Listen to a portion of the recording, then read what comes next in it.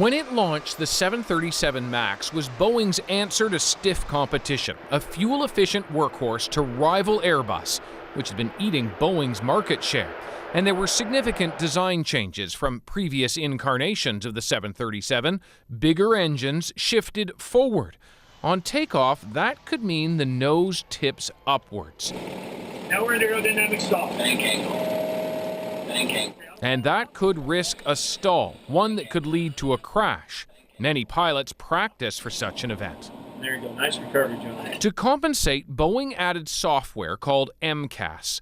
If instruments detected the nose getting too high, it would automatically prompt the stabilizer on the tail to pitch the aircraft down.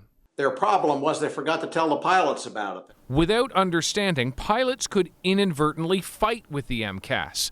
If it malfunctions, they may not understand why or even spot and solve the problem. Rather than something being critically wrong with the airplane, I think that the training and the qualification of some of these people that are on it are inadequate. American regulators did not require Boeing to directly inform pilots that the MCAS software existed or order new training to be familiar with it. For some in aviation, that's the problem. These type of anomalies are like little gremlins. You can be flying for several 100,000 hours before it rears its ugly head. So why not just do the training? Well, taking pilots out of planes and into simulators costs money and time, an expense in a highly competitive razor-margin industry.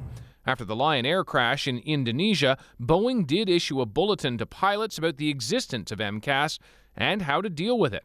But it didn't order training. Of course, it's not known if the MCAS played a role in this latest crash, though Boeing is now upgrading the software.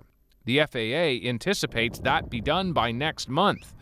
Boeing says this will make an already safe aircraft even safer.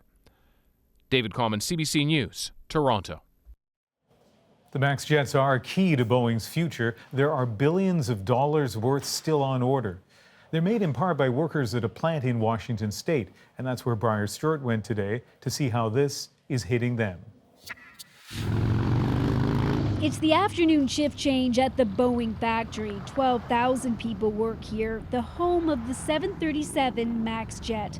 An employee told CBC that the groundings are the talk on the factory floor and in the community too. If Boeing wasn't here, our business wouldn't be here.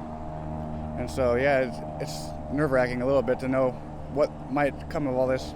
Greg Heller's parents run a business that has contracts with Boeing, but there's another reason he's paying close attention. As a flight attendant, I'm glad I'm not flying that particular aircraft for my company.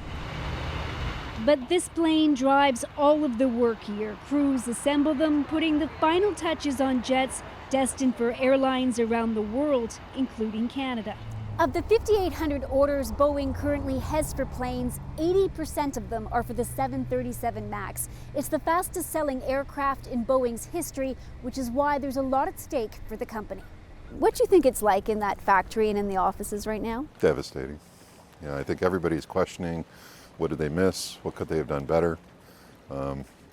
It's a tragic outcome to see your product take lives. Peter Lemmy worked as a Boeing engineer and manager. He still believes the 737 MAX is safe, but says it's disappointing the company didn't update its software earlier. We knew what had happened to Lion Air. We knew that MCAS had some design deficiencies. Boeing did not take that information and go out in the fleet and fix all those airplanes with a sense of urgency.